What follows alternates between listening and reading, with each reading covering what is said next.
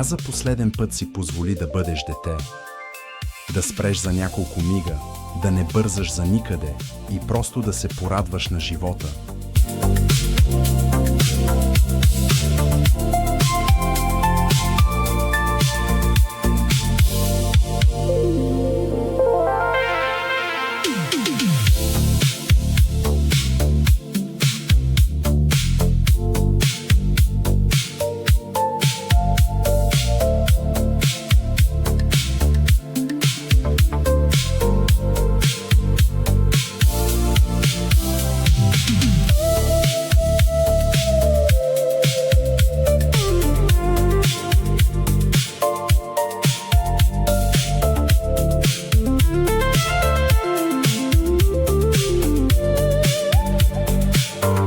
Не е нужно да губим детето в себе си само защото сме пораснали.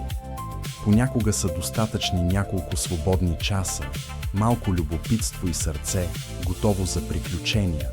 А дори в един обикновен ден в Ловеч човек може да открие нещо необикновено. И ако за момент забравим, че сме възрастни, може дори да поиграем на дама. Елате да надникнем зад оградите и да се срещнем с едни малко по-диви обитатели на града.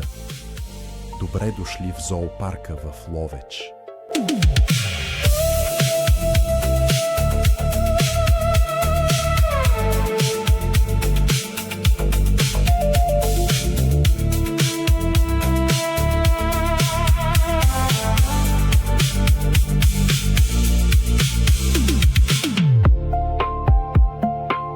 Зоологическата градина на Ловеч е създадена в средата на миналия век и се намира в парк Стратеж. В него се отглеждат над 400 вида животни и птици, представители на всички континенти. Зоопаркът е вторият по големина в България.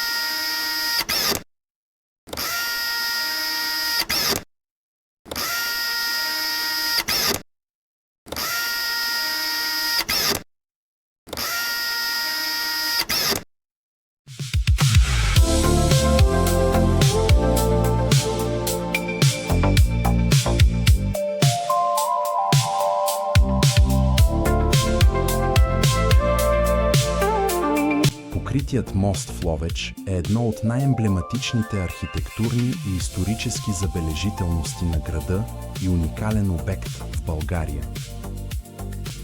Той е проектиран и построен от майстор Кольо Фичето и представлява изключителен пример за майсторството на българската възрожденска архитектура.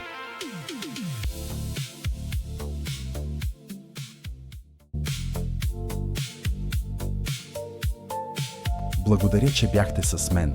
Ако искате да подкрепите канала, абонирайте се и оставете едно харесване.